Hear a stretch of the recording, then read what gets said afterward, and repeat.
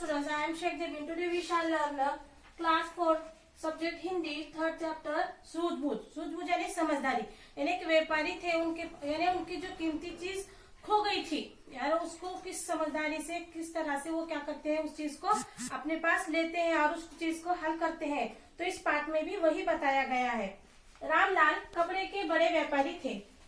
वो अपनी पत्नी और बच्चों के साथ गांव में रहते थे। अक्सर कपड़ों की खरीदारी के लिए उनको शहर जाना पड़ता था। यानी रामलाल कपड़े के क्या थे, बड़े व्यापारी थे और वो अपनी पत्नी और 2 बच्चों के साथ वो कहाँ रहते थे, गांव में रहते थे। अक्सर उनको कपड़े लाने के लिए कहाँ जाना पड़ता था, शहर जाना पड़ता था। नेमचंद उनके जिगरी दोस्त था। एक बार रामलाल के जन्मदिन पर नेमचंद ने उन्हें एक कीमती घड़ी तोहफे के रूप में दी। रामलाल को घड़ी बहुत पसंद आई। वो संभाल कर रखते थे। उनके यहाँ 3 नौकर थे। रामलाल के मकान के बगल में ही नौकर रहते थे। यानी रामलाल का जन्मदिन था तो उनके जो जिगरी दोस्त थे, यानी उनके गहरे जो दो दोस्त थे नेमचंद, उन्होंने उसको क्या क्या दिया था गिफ्ट में, तोहफे में कीमती एक घड़ी दी थी और वो घड़ी उनको बहुत पसंद आ गई थी। किसको, रामलाल को। यानी उस घड़ी को क्या करते थे, बहुत ही संभाल कर रखते थे और उनके घर में 3 नौकर थे। एक दिन रामलाल को कपड़े खरीदने शहर जाना था। वे नहा धोकर तैयार हो गए और अपनी पत्नी से कहा, राधा जरा मेरी घड़ी ला तो दो। राधा को कमरे में कहीं भी घड़ी नहीं मिली।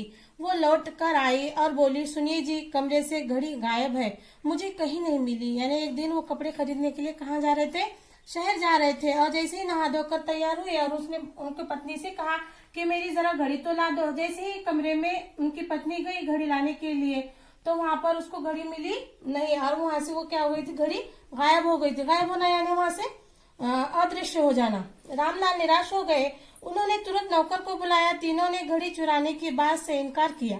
रामलाल को पक्का यकीन था कि तीनों में से किसी एक ने जरूर घड़ी चोरी की है, मगर सबूत नहीं था। यानी रामलाल एकदम क्या हो गए, उदास हो गए और उन्होंने जैसे घड़ी गुम हो गई यानी गायब हो गई तो उन्होंने क्या किया, अपने 3 नौकरों को बुलाया और उनको मालूम था कि 3 नौकरों में से कोई एक ने क्या किया है, उस घड़ी को चुराया है। और लेकिन रामलाल के पास कोई सबूत नहीं था तो उन्होंने क्या किया, उनको एक उपाय सूझा, एक तरीका सूझा। उन्होंने 3 नौकरों को बुलाकर बराबर लंबाई वाली 3 लकड़ियां दी और कहा, तुम लोग आज रात को अपनी अपनी लकड़ी अपने अपने सिरहाने रखकर सो जाओ।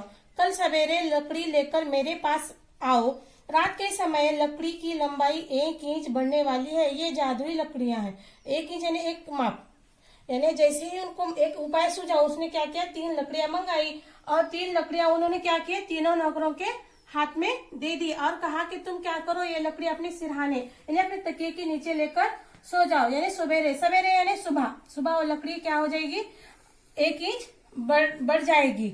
और ये क्या है, लकड़ियां जादुई है। तीनों नौकर अपनी अपनी लकड़ी सिरहाने रख कर सो गए।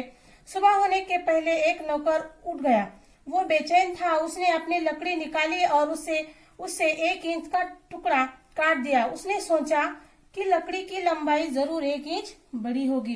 यानी जो 3 नौकर थे, 3 नौकरों में से एक नौकर क्या हो गया, सुबह जल्दी उठ गया क्योंकि वो एकदम क्या था, बेचैन था कि उसने क्या किया, जैसे ही अपने सिरहाने की लकड़ी निकाली उसको क्या किया, 1 इंच का टुकड़ा क्या किया, उसने काट दिया और सोचा कि ये रात में क्या हो गई, ये लकड़ी लंबी बढ़ गई है। सवेरा होते ही रामलाल ने 3 नौकरों को बुलाया और लकड़ियां जांच ली। 2 नौकरों की लकड़ियां बराबर थी, तीसरे की लकड़ी 1 इंच छोटी थी। वही असली चोर था। रामलाल ने तुरंत पुलिस को बुलाया और चोर को सौंप दिया। ने जैसे ही सवेरा हुआ रामलाल ने क्या किया, 3 नौकरों को अपने पास बुला लिया और जैसे ही बुलाया उसमें 2 नौकरों की लकड़ियां क्या थी, एक जैसी थी और एक नौकर की क्या थी, लकड़ी 1 इंच छोटी थी। तो वो समझ गया कि यही असली चोर है। यानी उसकी सूझबूझ से वो चोर क्या हो गया, पकड़ा गया और उसने क्या किया, तुरंत पुलिस बुलाई और उस चोर को क्या किया, उन्होंने पुलिस के हवाले कर दिया।